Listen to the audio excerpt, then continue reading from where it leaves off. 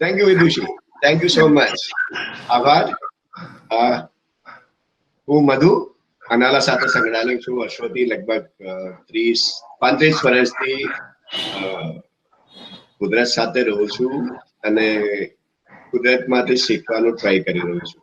જેમ મેં કીધું કે 35 વર્ષથી કુદરત સાથે રહું છું અને ખાલી રહું છું એવું નથી કે હું લોકોને લઈને જવું છું અને કઈ સમજાવું છું કે નહીં, કુદરત જ ફાઇનલ છે. જ્યારે અનાલા જે સંસ્થા ચાલુ કર્યું ત્યારે ખરેખર એક હોબીથી જ ચાલુ કર્યું હતું.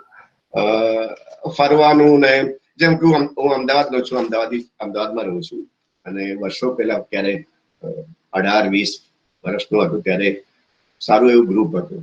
ત્યારે અમે અમદાવાદથી ગાંધીનગર ઓલમોસ્ટ 30 કિલોમીટર સુધી અમે સાયકલ ચલાવીને જતા હતા. અને એ દરમિયાન આખું ઇન્દ્રોડા પાર્ક કરીને જે અત્યારે જે ફેમસ છે એનું શરૂઆત હતી. ત્યારે ઝાડ લગાવવાનું, એને પાણી પાવાનું, એ બધું કામ સવારે અહીંથી સાયકલ લઈને ત્યાં જવાનું ને સાંજે પાછા આવવાનું. અને ખરેખર આપો વખતે શનિવાર હોય તો સાંજે પાછા આવવાનું અમે વિચારતા નતા કે ચલો રાત્રે પણ ત્યાં જ કાઢી દઈએ. ત્યાં ગામ પાસે એક મંદિર છે, ત્યાંના હોટલામાં સુઈ જવાનું. મંદિરમાંથી જે મળે પ્રસાદી જે કહેતા હોય કે અથવા ખીચડી, એ ખાઈને સુઈ જવાનું અને સવારે પાછા સાયકલ ચલાવીને અમદાવાદ આવવાનું. એમાંથી આખું એક શરૂઆત અમે કર્યું અને અત્યારે ખરેખર કહું તો આના એક પ્રોફેશનલ એક ઇન્સ્ટિટ્યૂટ છે અથવા એક સંસ્થા છે જે દર વર્ષે લગભગ 3500 યંગસ્ટર્સને અમે કુદરત સાથે કનેક્ટ કરાવીએ છીએ. એ લેવલ ઉપર અમે પહોંચ્યા છે એક અલગ હિસાબ.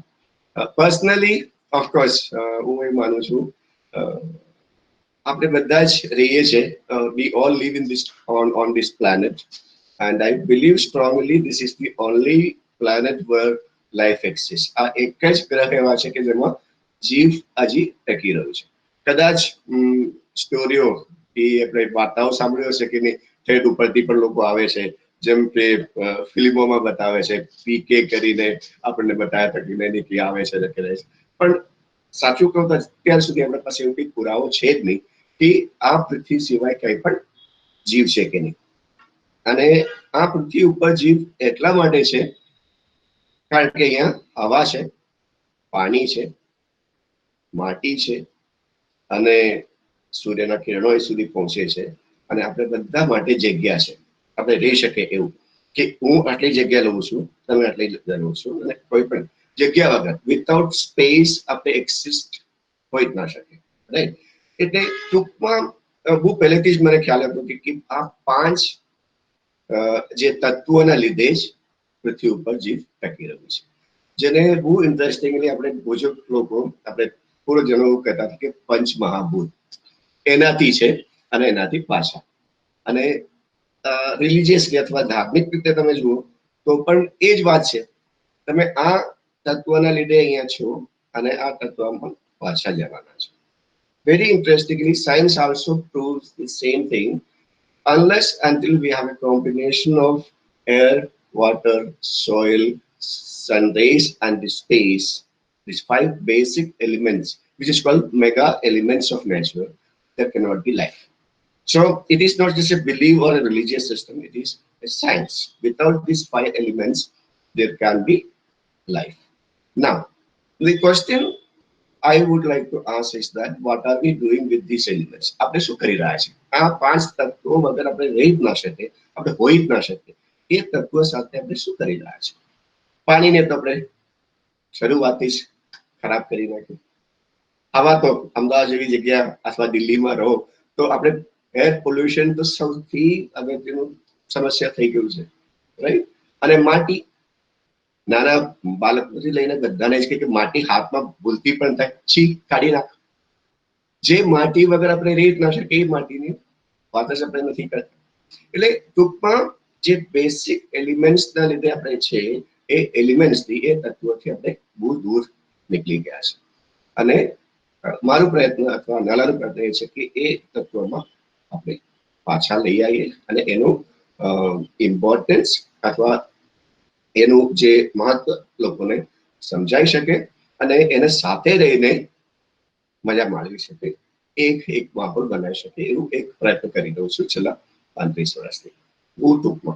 This is my basic idea that the children, especially those who are growing up in big cities like Ahmedabad, Baroda, Surat, maybe Kolkata, Delhi, they are so alienated from the basic elements of nature, by which we all are there. Uh, I would like these youngsters to come back to these basic elements and understand and learn from it and respect these elements and live a different life. Okay. Vidushi, I would like to start with a small presentation if it's possible. All right. Okay. So next 10 minutes, I would like to take you to for a journey, which will be my own explanation too. Okay. This shows, uh, see, very interestingly, all the civilizations, including ours, which is Indus Valley civilization, the Mesopotamia, Greek, all these civilizations ખરેખર start થયું છે કોઈ પણ નદીના કાંઠેથી. All these civilizations started actually from the bank of a river. Interestingly, today also, if you look at New Delhi, it is because of Yamuna. If you take Ahmedabad, it is because of Sabarmati. If you take Surat, it is because of Vapi. And if you go on like that, all these townships and settlements are there because of some rivers or water bodies. So, if you take in a different way, the civilization started on the bank of a river, Indus Valley, and the people over there, long back, વર્ષો પહેલા જ લોકોને સૌથી નજીકનું જે દેખાય છે એ નદી હતી. તો નદી બે છે, નદી going on, અને સૌથી પહેલા જ ઇન્ટરેસ્ટિંગ વાત એ જ કદાચ વિચાર્યું હશે કે આ નદી જાય છે ક્યાં? Where is this river going? A curiosity કદાચ માણસના મગજમાં જે હ્યુમનના મગજમાં સૌથી પહેલા આવ્યો હશે કે આ નદી જાય છે ક્યાં? એટલે નદીને સાથે સાથે નદી ક્યાં જાય છે એ ખોજમાં આગળ નીકળીને આપણે પહોંચ્યા છે સમુદ્ર સુધી, મહાસમુદ્ર સુધી. અને સમુદ્ર જોઈને કદાચ ખ્યાલ આવશે કે ચલો દરેક નદી ફાઇનલી પહોંચે છે સમુદ્રમાં. અને the ocean is the most vast thing, સૌથી મોટું વિશાળ, જેનું કોઈ અંત નથી, અનંત છે. એ અનંતતાથી અને તમારી જે limitless vastness of the ocean આપણને અલગ બીજા ધારા ઉપર પહોંચાડ્યું હશે. So, as a curiosity, the person who started following the river must have reached the ocean, and seeing the ocean, she or he must have thought, what a wonderful vastness. What is this? So much of water and so much of, there's no limit to it. And the human must have observed the birds. સૌથી પહેલા પક્ષીઓને observe કર્યા હશે અને પક્ષીઓને જોઈને એવું લાગ્યું હશે કે કાશ હું પણ ઉડી શકું તો, if I were a bird, that must be the first thought they all had. કે હું પણ ઉડી શકું તો, if I can fly. From that very thought, we created so much of knowledge, and now we can travel from one point to the other point of the world without any difficulty. I'm not talking about this present situation. Corona की बात नहीं करूँ, क्योंकि अत्यारे fly करूँ शक्य नहीं. तो इस तरह the technology has reached a level where it can reach to any corner of the earth by flight. We have flights, we have got aeroplanes. That happened only because of we observe the birds. They can fly. The aerodynamics of the bird, how to land, how to take off, and how to manage the air, we learn observing the birds. At the same time, we also observe the birds and realize how we can float. પાણી ઉપર કેવી રીતે float થઈ શકે, how we can float on the water and travel. That also we must have learned from birds, and especially a bird like પિક્ચરમાં દેખાય છે pelican છે, ગુજરાતીમાં એને ટર્ન કહે છે. It's almost made in the shape of a boat. So the first sailing boat we have designed looking at the bird. Okay. Now, Philosophically થોડું એવું લાગતું હશે કે I am getting to the philosophy part of it, but સમુદ્રમાં નીકળ્યા પછી એ મોજા સાથે ચાલતા ચાલતા આપણે એ પણ વિચાર આવ્યો છે કે કાં તો તાકાત છે, સમુદ્રની તાકાત અલગ છે. સો વી મસ્ટ હેવ ફેસ્ડ સ્ટોર્મ્સ, આંધી સામે આપણે લડ્યા હશે અને એ લડતા લડતા આપણે વધારે સ્ટ્રોંગ, વધારે તાકાત લઈને આગળ વધવાનો તમને મળ્યો હશે. ઓકે, અને જ્યારે સમુદ્રમાં ટ્રાવેલ કર્યા પછી, બહુ આગળ ગયા પછી એવું પણ વિચાર આવ્યો છે કે આ ખરેખર નદી ક્યાંથી ચાલુ કરી હશે, કે આપણે નદી સાથે સાથે જઈને સમુદ્ર પહોંચ્યા અને સમુદ્ર પહોંચ્યા પછી we start thinking about the origin of the river, from where it must be coming, right? So we started, when we say we, the humans started going back and realized that going back is not easy. કારણ કે જ્યારે તમે નદી સાથે સાથે ચાલો એ એક અલગ હિસાબે જઈ શકો છો, અને એના ફ્લોના એગેન્સ્ટમાં ચાલવું એ એક્સ્ટ્રા તાકાત આપણે કરવું પડે છે, right? So we learned how to fight the natural forces, whether it is wind, whether it is water. We tried to overcome the forces of the elements. Then on the way, we must have, the human must have observed a lot of things happening on the earth. And very interestingly, the most interesting thing is that we observed the bees, honeybees, મધુમાખીને આપણે જોયા અને એમાંથી ઘણું બધું છે, ઘણું બધું એમાંથી ખાસ કરીને how to live in a big group. એ કોલોનીમાં રહે છે અને ડિવિઝન ઓફ લેબરથી લઈને બધું જ કદાચ ત્યાંથી આપણે શીખ્યું હશે. And for me, as an individual working in the natural education programs, I always think that my most important inspiration, મને સૌથી વધારે પ્રેરણા આ એક વાતમાંથી મળ્યું કે એ the smallest egg of a butterfly, tiny, એકદમ ઝીણી એકમાંથી એક ઈયળ નીકળે છે અને ઈયળ ખાસ કરીને ઈયળ પાસે ખાવાની ક્ષમતા અને કાઢવાનો ક્ષમતા એ બે છે.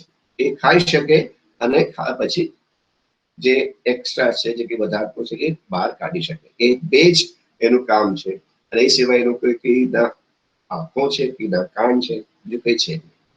એ કેટરપિલર, જેને આપણે ગુજરાતીમાં ઈયળ કહીએ છીએ, એ પાન ખાઈ ખાઈને એક દિવસ નક્કી કરે છે બસ હવે મારે ખાવું નથી, અને એક સમાધિમાં ઉતરે છે, જેને આપણે કુકુન કહીએ છીએ, હવે કસોટા કહીએ છીએ.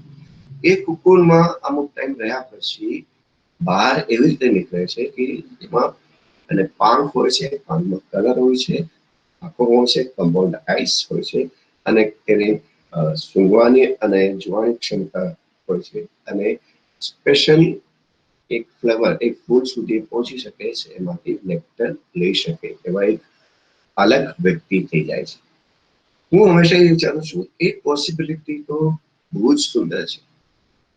એક microscopic, from a microscopic egg, it turned into a caterpillar which can eat only the leaves, it can only live and give out the extra thing, and it can get into a pupa and come out with wings, with colors and compound eye and the capacity to take nectar from the flowers. So for me, this is the most important learning. સૌથી અગત્યનું શીખવાનું આ એક પ્રક્રિયાથી મળે છે, જેને ઇંગ્લિશમાં મેટામોર્ફોસિસ કહે છે. આ મેટામોર્ફોસિસ દુનિયામાં થાય છે એમાંથી સૌથી અગત્યનું પ્રક્રિયા છે. So I tell my children, my youngsters, that this is the possibility with all of us. We can also transform. અત્યારે આપણે જે છે એમાંથી એકદમ અલગ રીતે એક અલગ વ્યક્તિ થઈ શકે છે, if you put efforts and listen to the nature. Okay, so this is one thing I have observed from metamorphosis of butterfly and also bees. તમે ઘણા લોકોને ખ્યાલ હશે આઇન્સ્ટીન, જે સૌથી આપણે કહીએ છીએ કે ખાતું જે સાયન્ટિસ્ટ હતા, આપણે સૌથી જ પહોંચેલા જીનિયસ સાયન્ટિસ્ટ છે, એમને વર્ષો પહેલા એ જ કીધેલું કે કદાચ આ દુનિયામાંથી પૃથ્વીમાંથી અને બી બધુંમાંથી નીકળી જાય તો કદાચ 4 વર્ષની અંદર એ હ્યુમન સ્પીસીસ પણ આ પૃથ્વીમાંથી નીકળી જશે.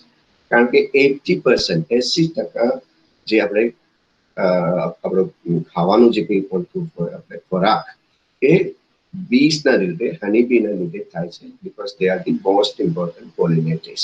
એ પોલિનેટ ના કરે ત્યાં સુધી આપણને આપણો ખોરાક એટલીસ્ટ 80% એ લોકોને લીધે થાય છે. અને if they vanish from this earth, maybe within few years the entire population of human beings or even the life form will be dead on this earth, which is another most important thing to say. Right. So નદી સમુદ્રમાંથી પાછા વળતા વળતા આપણે કદાચ આ બધું observe કર્યું હશે, એમાંથી શીખ્યું હશે. એ પછી આપણે જંગલમાંથી પસાર થયું હશે અને જંગલમાં ખાસ આપણને એ બધું જોવા મળ્યું કે ઘણા બધા અલગ અલગ ટાઈપના વૃક્ષો અને વૃક્ષો આપણને ઘણું બધું શીખવાડે છે. The trees teach us a lot of things, especially a forest. Forest is not of just one tree. This is my most important teaching again. I believe totally in pluralism, multiplicity, and also diversity.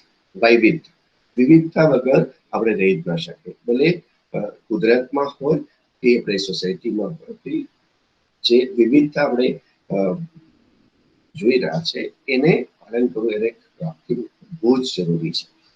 જે અત્યારના જે ટાઈમમાં ઇનટોલરન્સ આપણે અસહિષ્ણુતા જે થઈ ગયું છે એ આપણે બંધ કરવું જોઈએ અને કુદરતને ખાસ ઓબ્ઝર્વ કરીને બે શીખવું જોઈએ કે નહીં, we need to be together. There can be, if you look at a forest, there are big trees, there are small trees, there are very small trees, and there are grass, there are shrubs, and also grass. ઘાસ છે, વૃક્ષો છે, મોટા વૃક્ષો છે, નાના વૃક્ષો છે, એના વચ્ચે પછી વનસ્પતિઓ છે અલગ અલગ. એ બધા એક સાથે રહે છે તો જ ફોરેસ્ટ રહે છે અને forest is the most beautiful ecosystem in world. અને એવી રીતે આપણે સોસાયટીમાં પણ આપણે એ શીખવાની જરૂર છે કે આપણે સોસાયટીમાં પણ વિવિધતા જાળવી રાખવું જોઈએ. એ એક જ ટાઈપના માણસો નહીં ચાલે. We need all kind of people. And it is more important to understand and tolerate each other. એકબીજાને આપણે સમજવાનું અને સાથે રહેવાનું શીખવું જોઈએ. That is the most important thing we can learn from nature. Then again, I personally tell you, our ancestors, our બુઝુર્ગ લોકો આપણે હંમેશા કહેતા હતા કે વૃક્ષોને જુઓ, વૃક્ષમાં જ્યારે ફળ આવે એ ફળથી જ્યારે ભરાઈ જાય ત્યારે એ નમે છે. When a tree is laden with fruits, it always try to come down. Okay. Now this is also very important learning for all of us. If you are with richness, if you are with knowledge, if you have got wisdom, we should be humble. That's the most important thing that a person should learn from tree is that when the tree is with full of fruits, it tend to come down. Name no, name.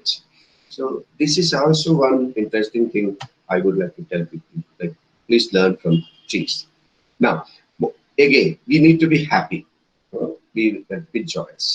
कि अपने हंसता चेहरा साथे मस्ती લાઈફમાં મસ્તી ના હોય તો કઈ મતલબ નથી. અને નાના કેમમાં તો મસ્તી જ કરાવીએ છીએ કે અમે ઝાડ ઉપર ચડવા દઈએ છીએ, પથ્થર ઉપર ચડવા દઈએ છીએ, રોક ક્લાઇમ્બિંગ, ટ્રાફલિંગ, રિવર ક્રોસિંગ, એમાં જે કુદરતના જે તત્વો સાથે તમે રહો અને એમાં મસ્તી માણો એ સૌથી વધારે ઇમ્પોર્ટન્ટ છે. એ કદાચ આપણે માછલીઓને જોઈને શીખ્યા હશે કે અથવા ડોલ્ફિનને જોયા શીખ્યા હશે કે કેવું મસ્તી કરે છે લોકો, એક સાથે ફરે છે.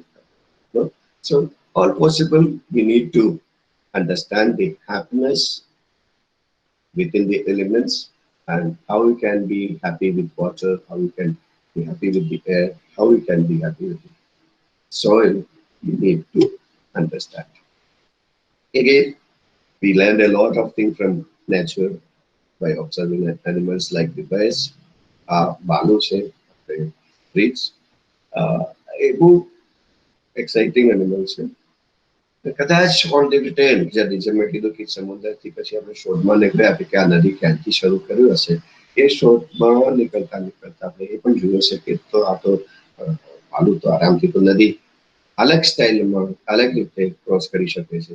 એમાંથી આપણે કોઈ શીખવું આપણે બ્રિજ બનાવવાનું, એ નદીના બે કાંઠે જોઈન કરવા માટે, એને કનેક્ટ કરવા માટે આપણે બ્રિજ બનાવીએ છીએ. હવે તો મોડર્ન ટેકનોલોજીથી તો it's all important, but definitely he must have learned how to make bridge between two banks of a river by observing the animals, how they crossed it. Okay, then the journey ends finally, the return. નદીના કિનારે કિનારે ચાલતા પછી નદીના સામે ચાલીને પહોંચ્યા છે નદીના શરૂઆતમાં. We have reached the origin of the river, that is the mountain. Not all the rivers start from snow-clad mountains.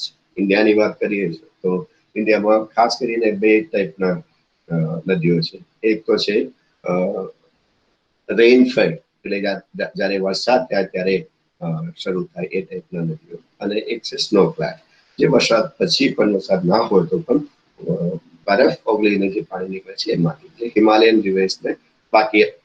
પણ all the rivers start from mountains for sure. એ લોકો એક અલગ હાઇટથી શરૂ કરીને, ઉપરથી પહાડથી શરૂ કરીને પછી ધીમે ધીમે પ્લેનમાં પસાર થઈને પહોંચે છે સમુદ્રમાં. Now, this is something most interesting for humans. We have reached the mountains. આપણે પહાડ ઉપર પહોંચી ગયા. જેમ અનાલામાં અમે લઈ જઈએ છીએ કે એવી વખતે 14,500 ફીટ સુધી લઈ જઈએ છીએ. પછી નીચે જોયું ત્યારે ખબર પડે કે અલગ એક વાત, right? So we realized the glaciers. We have also seen, આમ તો આપણે માનીએ છીએ ને ભગવાન ઉપર રહે છે, ઉપર. હું નથી માનતો કે ઉપર કોઈ રહે છે ને કે ભગવાન ઉપર છે, પણ લોકો કહે છે કે ભગવાન ઉપર છે. તો આ ઉપર પહોંચ્યા પછી તમને એટલીસ્ટ તો એવું ફીલ થાય કે ભગવાનના નજીક પહોંચી ગયા. We have reached closer to God, if you believe in such a God. So this is another interesting thing happens in my life.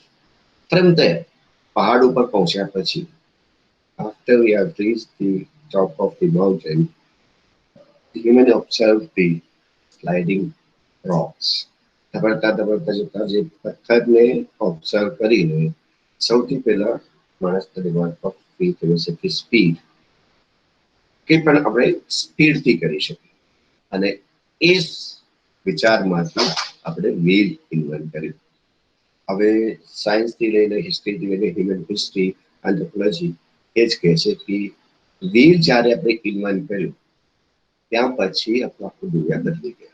It has become a totally different world. We changed everything.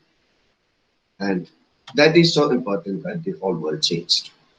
Change forever. હંમેશા માટે બદલી ગયો આખું દુનિયા. ખાલી એક જ વસ્તુથી, વ્હીલથી. અને એ વ્હીલના લીધે આપણે જે કંઈ ડેવલપમેન્ટ અથવા વિકાસ આપણે પામ્યો છે, વિકાસની જે આપણે વાત કરી, જે કંઈ આપણને મળ્યું છે, એ શરૂઆત વ્હીલથી થયું. અને એ વ્હીલ જ આપણને આ સ્થિતિમાં અત્યારના જે COVID-19 સિચ્યુએશનમાં પહોંચનારા ઇન્વેન્શન વ્હીલ છે. તો after reaching this particular level, આપણા પાસે બધું છે, ટેકનોલોજી છે. We can travel anywhere, we can fly, we can produce all kind of food, all kind of medicines. હોય છતાં ફાઇનલી આપણે પ્રકૃતિના કંટ્રોલમાં છે. COVID-19 કેમ થાય છે અને શેનાથી થયું છે એ કોઈને પાસે ખરેખર જવાબ નથી. આપણે એવું કહીએ કે તમારું ઇમ્યુન સિસ્ટમ સુધારો. ઇમ્યુન સિસ્ટમ સુધારવાનો એક જ ઉપાય છે શ્વાસ. એટલે શ્વાસ બરાબર હોય, if you take properly your breath, if you get a not polluted air to breathe, you can survive. And otherwise there's a problem. So friends, I say this is the right time to tell everyone, please come back to, or go back to nature. This is the right time to tell, please go back. go back, understand nature, realize the importance of air, water, soil, sun rays, and the space we all have, and take care of. And I request all of you to say, let us dealer આપણે જે કંઈ શીખ્યું છે, જે બિલના invention થયો ત્યાં સુધી જે કંઈ આપણે કુદરતમાંથી શીખ્યું એને લીજીએ અને રીલર્ન કરીએ ફરીથી. સૌથી પહેલા ગ્રીડીનેસ, એ તો મહાત્મા ગાંધીએ પણ કીધું છે, there is enough for everybody's need, but there is not enough for a person's greediness. એ આપણે વધારે જતું. If you want more and more, yes, there's a limit. You can't get it. So we need to control our greediness. We need to improve our tolerance. The intolerance happening in the community, in the society, we need to change it. We need to understand tolerance, સહિષ્ણુતા. એ પ્રકૃતિનું ખાસ છે. પ્રકૃતિ બધાને સાથે રાખે છે. તો બધાને સાથે રાખવાનું. તમને ભલે સામેવાળા ના ગમે તો પણ એમને સાથે રાખો. તમારા ટીમ મેમ્બર કદાચ તમારા જેવા ના પણ હોય તો પણ એમને સાથે રાખો. એ બધી જ વાત આપણે પ્રકૃતિ શીખવું જોઈએ. And so the intolerance આપણે કાઢી નાખવું જોઈએ અને tolerance આપણે violence સૌથી ખરાબ human tendency છે violence. violence માંથી આપણે મુક્ત થવું જોઈએ. આપણે કઈ વસ્તુમાંથી મુક્ત થવાની જરૂર હોય એ violence છે. એ બુદ્ધાના ટાઈમથી આપણે સમજાવીએ છીએ કે get out of violence. મહાવીરે આપણે કીધું છે કે જે જીવ ના લઈ શકે, કોઈને પણ જીવ આપી ના શકે તો તમે જીવ લઈ ના શકો. That is the essence of the entire Jain philosophy. Buddha philosophy also say that no, you can't get into violence. So please get out of violence. Prakriti, nature never teaches you violence. You may think that there's fire happening in Arizona, it's happening in California, fire happening in other places, a lot of people dying.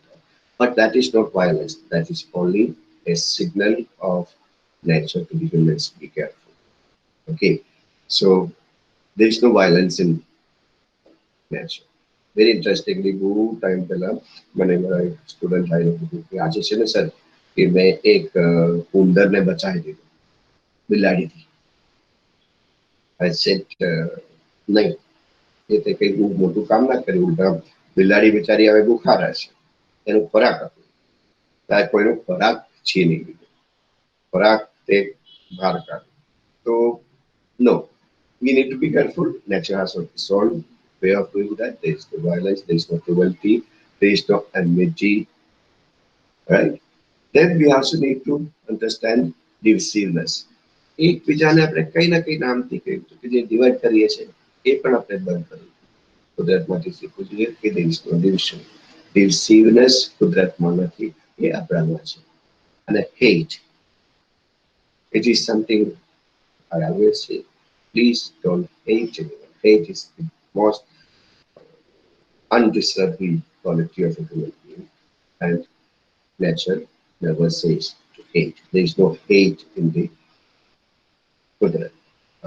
લોકોને લાગતું હશે કે જો કેવું આમ lion એકદમ દોડીને કરીને કે હરણને પકડી લે છે અને ખાઈ લે છે. It's not hate. There is no hate involved. There is no emotion. It is just કે શેરને ભૂખ લાગી છે અને સામે એનો ખોરાક છે, એ સિવાય કઈ રિલેશનમાં હોતું નથી. And selfishness is only practiced by humans, no other animal or no other natural elements. All right. So આટલું કીધા પછી કે આપણે એક વિચાર આપણે એક અલગ રીતે આપણે પ્રેક્ટિસ કરવા જેવું છે કે રોજ ઘરે હોય કે ઓફિસમાં કે એક આપણે એક બારીમાંથી જોવાનું. Just practice looking through the windows and realize that no, the world is too big. કુદરત અને પ્રકૃતિ પર્યાવરણ એ બહુ જ મોટું છે અને આપણે એની સામે કોઈ નથી. અને જે કે આપણે વિચાર કે મારા લીધે ને કે મારા લીધે ને આપણા લીધે, એ ખોટી વાત છે. એમાંથી આપણે શીખવું જોઈએ. There is nothing called human centric. કુદરત has no value to we are not any special people. Humans are Homo sapiens sapiens are not important as far as the environment is concerned. We are just among thousands and in fact millions of other organisms. And uh, the nature doesn't bother about you. It is only your feeling. We are big and we are the most important people around. Okay. So what I would like to say that nature does not bother about you, but if you bother about nature, please be concerned about natural environment and try to protect and try to live an environment friendly life. And finally, discrimination is again not part of nature, it is only human. We are the only species who discriminate. Okay, the अलग अलग लोगों ने अलग रीति जीवाणु ने अलग रीति समझवाने ये खरेखर अपने सिवाय कोई एक पण स्पीशीज प्रजाति करता નથી. So these are the things I have observed from nature, and this may sound little philosophical, but my 35 years of living with nature taught me these basic things and how one can be a wonderful human being that I learned.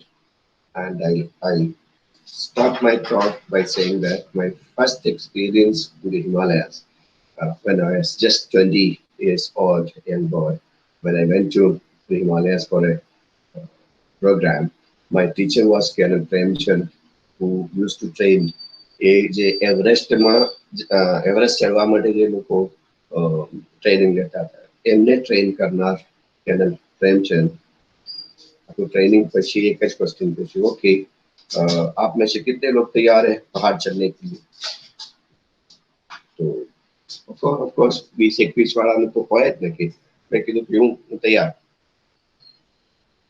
મારા સામે જોયા પછી કીધું કે તું નથી ચડવાનું you will not make it. I felt very bad. Okay, I'm trained well, I can really climb, and I must want to. I said, no sir, कि I'm ready. क्यों मैं बिल्कुल तैयार हूँ, मैं चढ़ना चाहता हूँ, कि मैं चढ़ूंगा. आप बोले वो जरूर. बोले नहीं, आप चढ़ इसलिए नहीं सकते कि आपने पहाड़ को पूछा नहीं. You have not asked permission from the mountain to climb. That is the first thing. Frankly, as a boy of 2021, मैंने तो એવું લાગ્યું કે આ માસૂમ બધાય મારી કે પહાડને પૂછવાનું પહાડ ચડવું હોય કે ટ્રેકિંગ અને ક્લાઇમ્બિંગ કરવું તો પહાડને પૂછીને કરવાનું હોય. I laughed it off. ખરેખર હું મજાકમાં લઈ લીધું અને કીધું કે નહીં કરવા દો કે આવું બધું થોડું પૂછીને પહાડ ચડવાનું. But at 55 plus, definitely I value that what he said. I think what he said was wisdom. Wisdom from an experienced person who taught so many people how to reach the highest place in the world, that is Everest. And that was the wisdom which I realized that the most important teaching in my life. Please ask. That's all from me now. Vidusha, you can get back to me. Ask. Let the listeners also ask anything they want to ask me. JK Pushwato.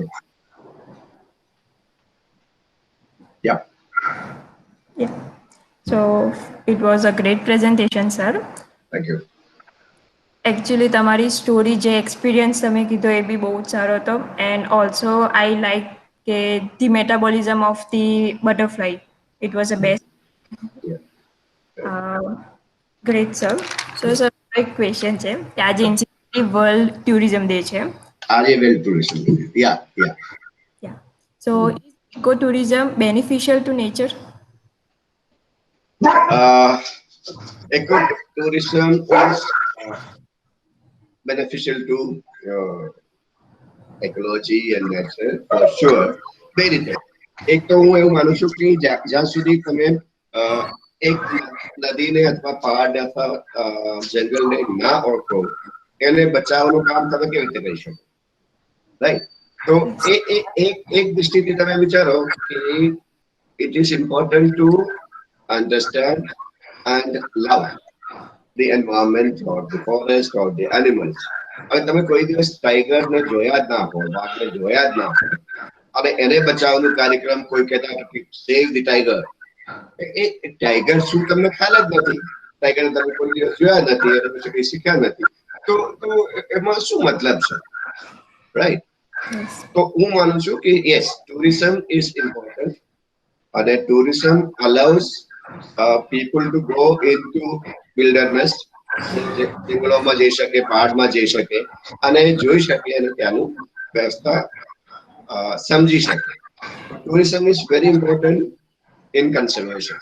ઘણા લોકો કહે છે કે નહીં, લોકોને માણસોને દૂર રાખો તો જંગલ વ્યવસ્થિત થઈ જાય. નો, હું માનું છું કે લોકોને અલગ કરવું જોઈએ, લોકોને જોવા દેવું જોઈએ, તો જ એવું એટલીસ્ટ એક પ્રેશર આવશે કે નહીં આને બચાવવું જોઈએ, આના લીધે આપણે છે ને. So I am in favor of tourism, especially people going into wilderness and sanctuaries and national parks. I think this should be allowed. Great, sir. Yeah, you are totally right. So actually તમે જે story કીધી કે જે તમારો student હતો એને ઉંદરને બચાવ્યું, એ totally true છે. લોકો આપણે શું કરીએ કે કોઈ એનિમલ મળવું નહીં જોઈએ, પણ એના લીધે આપણે જ બીજા પ્રાણીઓનું ફૂડ વેબ ચેઇન બ્રેક કરીએ છીએ. એના માટે પ્રોપર નોલેજ નથી. તો સર નેક્સ્ટ ક્વેશ્ચન છે કે as a environmental communicator, how do you environmental awareness literacy and એની નીડ શું છે? યસ, એન્વાયરમેન્ટ એજ્યુકેશન અથવા પર્યાવરણ શિક્ષણની બહુ જ જરૂરી છે. એક મેં શરૂઆતમાં જે કીધું એટલા માટે, જે આજકાલના, હું એલિગેશન નથી કરતું, કોઈ આમ ખોટું નથી કરતું કે આજકાલના છોકરાઓ બધા નકામા છે, એવું નહીં. આજકાલના જે યંગસ્ટર્સ જેવી રીતે જીવે છે, જે રીતે ખાસ કરીને those who are from the big cities like Ahmedabad, Delhi, Baroda, they are totally alienated. Alienated એટલે કે દૂર નીકળી ગયા છે, એમને ખ્યાલ જ નથી. સાચું કહું કે મારે પર્સનલ એક્સપિરિયન્સ છે કે મગફળી ક્યાં થાય છે, કઈ ઝાડ ઉપર થાય છે, એવું પૂછે તો જવાબ આપવા માટે કોઈ નથી. રોજ મગફળી ખાતા હોય, આપણે ગુજરાતી ફેમિલીમાં તો મગફળી is very important part of it, અને મગફળી ક્યાં થાય છે, કઈ ઝાડ ઉપર થાય છે, એ જવાબ આપના તો બહુ ઓછા જોઈ છે, કારણ કે એટલું જ આપણે એલિમેન્ટ થયા છે. જેમ મેં કીધું, માટી વગર આપણે રહી જ ના શકીએ, માટીમાં જ આપણે દરેક ખોરાક ઉગે છે અને ઉગાડીએ છીએ, અને એ માટી પ્રતિ આપણે રેસ્પેક્ટ નથી તો કેમ ચાલે? So my personal and my organization effort is to tell and says that yes, we need to respect water. પાણી, જો હવે તો બહુ ક્લીશે જેવું થઈ ગયું છે કે પાણી એટલું ઇમ્પોર્ટન્ટ છે, કદાચ થર્ડ વર્લ્ડ વોર થશે, વિશ્વ યુદ્ધ કદાચ થશે તો એ પાણી માટે થશે. ઓકે, એવા માટે બરાબર છે, એ કે છે, ઘણા લોકો કહે છે એવું, મે બી, but water is so important. We need to understand that 10,000 crore વર્ષ પહેલા ધરતી ઉપર પાણી થયું, અને ત્યાંથી લઈને અત્યાર સુધી પાણીના ક્વોન્ટિટીમાં, એના જે ક્વોન્ટિટીમાં એક બૂંદનું પણ, એક ડ્રોપનું પણ ફરક નથી, એના એ છે, રાઈટ? અને આપણે બધાને નાના એટલે કે પ્રી પ્રાઇમરી થી લઈને રિસર્ચ કરનારોને પણ ખબર છે, પાણી એટલે H2O છે, હાઇડ્રોજનના 2 માત્રા અને ઓક્સિજનના 1 માત્રાથી.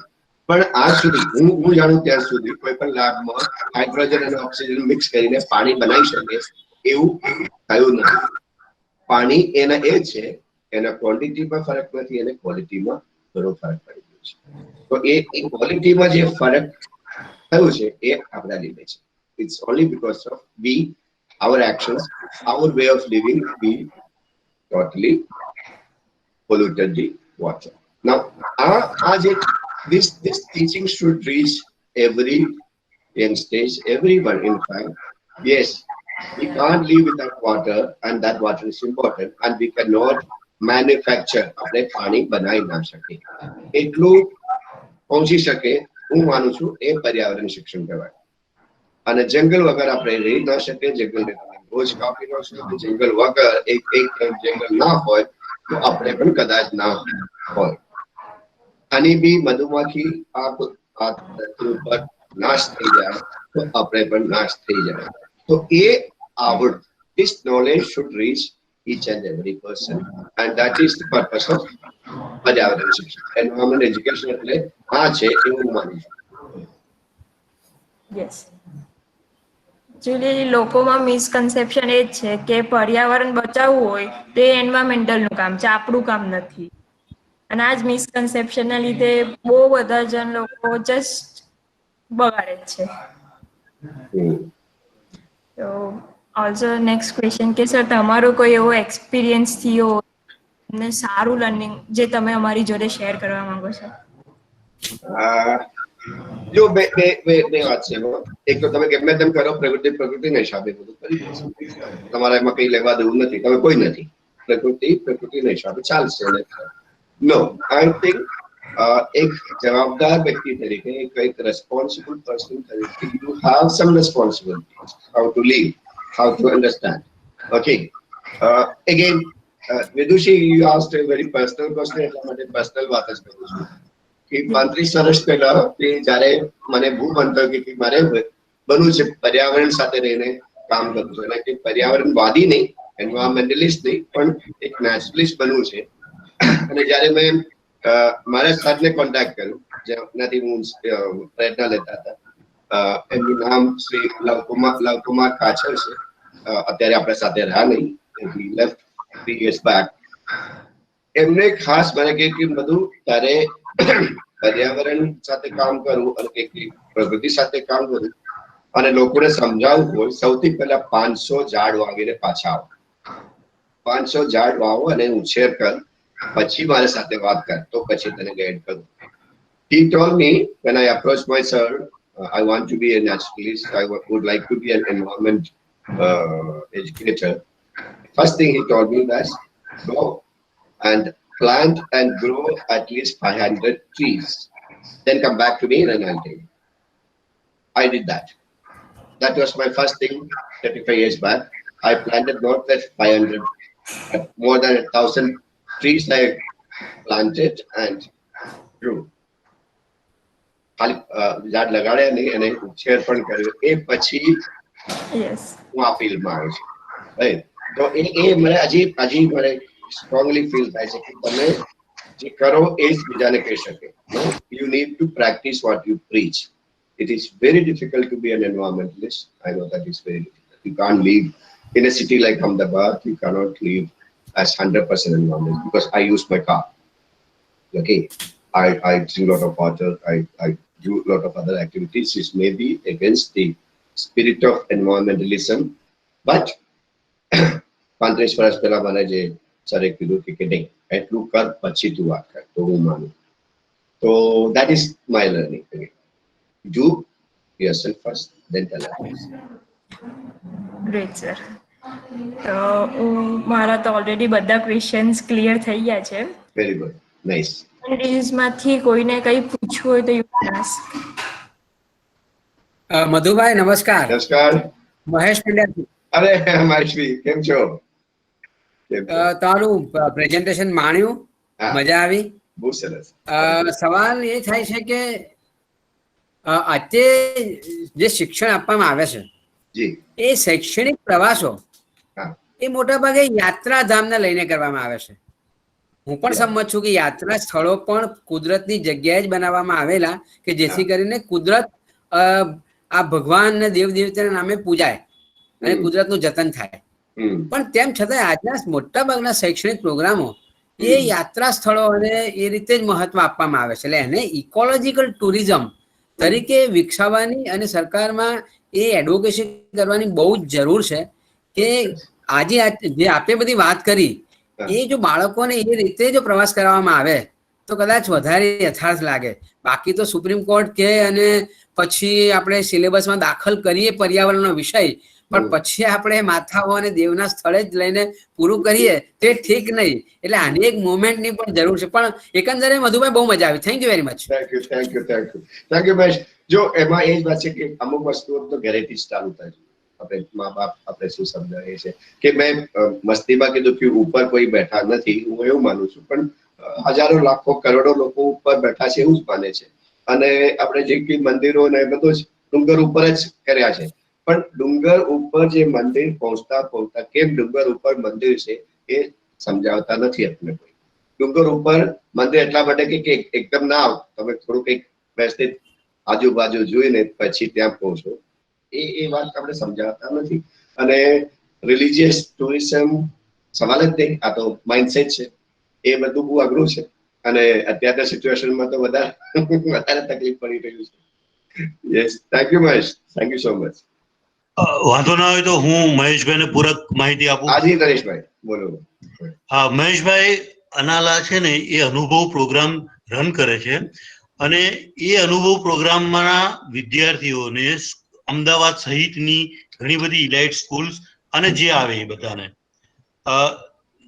જ્યાં આગળ ટુરિઝમ કે જે તમે વાત કરી ને ધાર્મિક સ્થળો ત્યાં નથી લઈ જતા, એને કુદરતના ખોળે જ લઈ જાય છે. કદાચ મધુ સર જો થોડી વાત એની કરે તો વધારે સારું. ના, અનાલાનો પ્રોગ્રામમાં મેં કોઈ પણ જગ્યા પર રિલિજિયસ અથવા ધાર્મિક સ્થળો વિઝિટ કદાચ કરાવતા હોય, કેમ હવે લઈએ છીએ કે મોઢેરા સન ટેમ્પલ, એ ટેમ્પલ નથી, આ મંદિર નથી રહ્યું, કે એક આપણો હેરિટેજ પ્લેસ છે, એને ઇન્ટરપ્રિટ કરીએ છીએ કે આટલા વર્ષો પહેલા આપણે આ ટેકનોલોજી એવી રીતે. બાકી અમે વર્ષોથી દ્વારકાથી 20 કિલોમીટર દૂર જ અમારો કેમ્પ ચાલે છે, વર્ષોથી, છેલ્લા 25 વર્ષથી. પણ એક પણ ગ્રુપને અથવા વિદ્યાર્થીઓને અમે દ્વારકા દર્શનમાં લઈને નથી ગયા.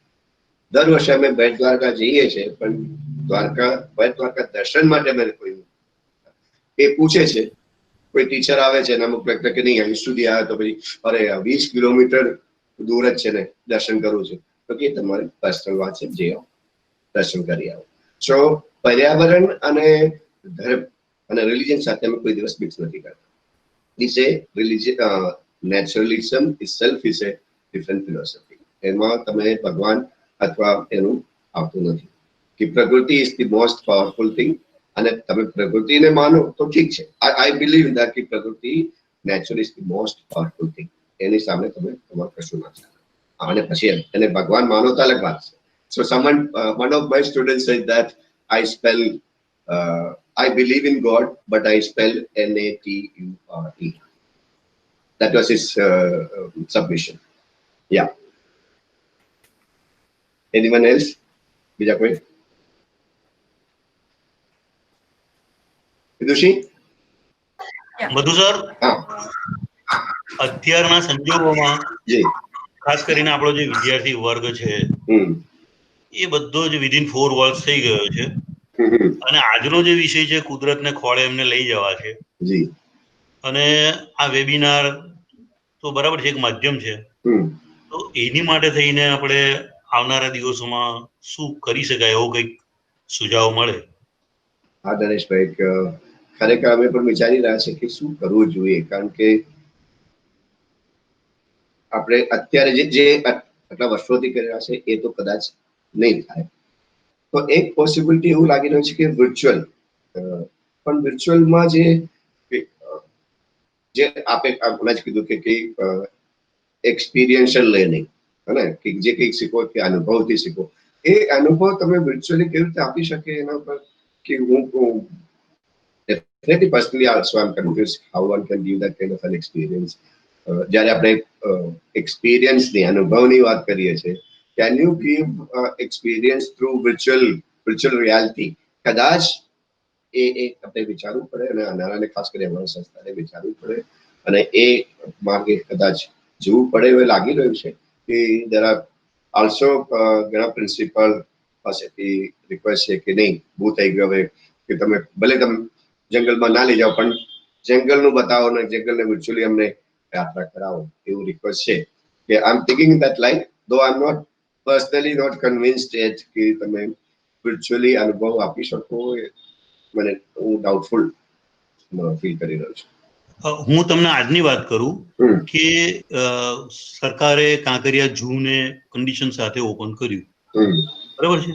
હવે આ જે સંજોગોને લઈ જેમાં આપણે બહોળા સમુદાયમાં જતા, તો એ રીતના મને લાગે છે કે વેસ્ટ બેંગાલ પણ 1લી તારીખથી ઘણું બધું માસ ગેધરિંગ ઓપન કરી રહેલું છે. તો આપણે ભલે એ જ મોડ્યુલમાં ન જઈએ, પરંતુ એ દિશામાં જવા માટે ઇન્દ્રોડા 50 ને બદલે એક અડધી બેચ એવી રીતનું શરૂ તો આપણે કરી શકીએ નજીકમાં. કારણ કે અત્યારે એટલું બધું રેસ્ટલેસ થઈ ગયેલું આ માઇન્ડ છે આ નાના બચ્ચાઓનું, કે નહીં તો શું થશે કે એક એવો સમય આવશે કે એને વળી પાછું પ્રસ્થાપિત કરવું અને વળી પાછું કુદરતની વાત કરવી એ તો ખાલી ચિત્રો જોવા જેવું લાગશે, એવું મારું માનવું છે.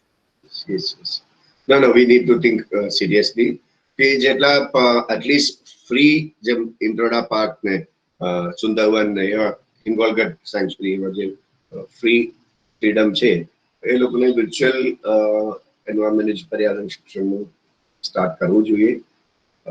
ચલો આપણે સાથે મળીને શું કરી શકીએ વિચારીએ, હે ને?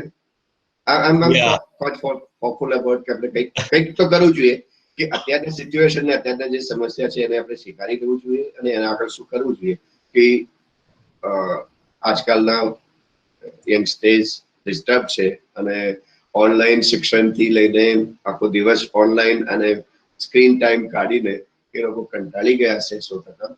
તો એમાંથી આપણે કંઈક કરવું એ જરૂરી છે. હું એવું ફીલ કરી રહ્યો છું કે મારી પણ જવાબદારી છે, કંઈક તો કરવું જોઈએ. Thank you, Nareshbhai, for telling that.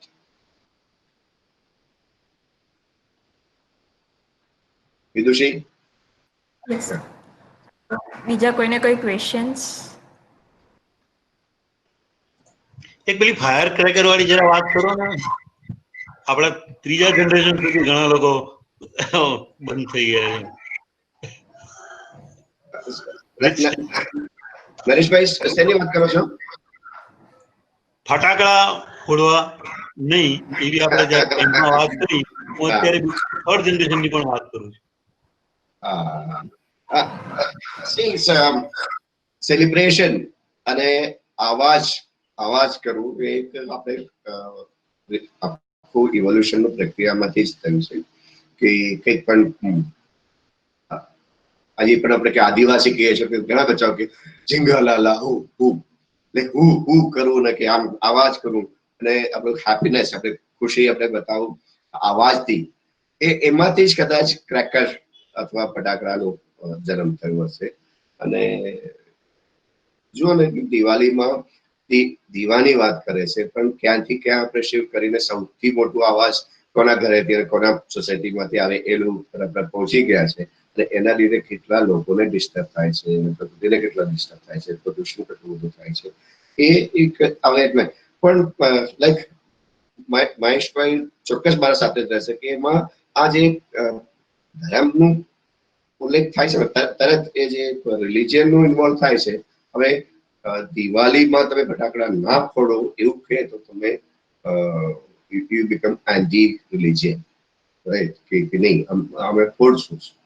અને રોડ ઉપર તમે આટલું બધું પંડાલ લગાડીને ગણપતિને સ્થાપના કરો કે એના લીધે કેટલું તકલીફ પડે એ ના પૂછી શકો. ઇન્ડિયા બદલી ગયું. You can't ask such questions. So crackers બંધ કરવું એને એક અલગ રીતે શિક્ષણ આપવું પડે. There are different ways of expressing happiness. આપણે happiness Navratri is wonderful celebration, પણ તમે માઇક લગાડીને આજુબાજુ વાળા બધાને ડિસ્ટર્બ કરો એવું કેમ નથી? It is a question of તમારા સોસાયટી, તમારા આજુબાજુના લોકો એક સાથે ડાન્સ કરો. સો સમય આપણે આખું આગળ ખોટું કરી રહ્યા છે અને રિવર્સ કરવું શક્ય ખરું પણ અઘરું છે, ઈઝી નથી. આ પણ anything to do with environment is not easy. You have to take a stand. You have to be very strong.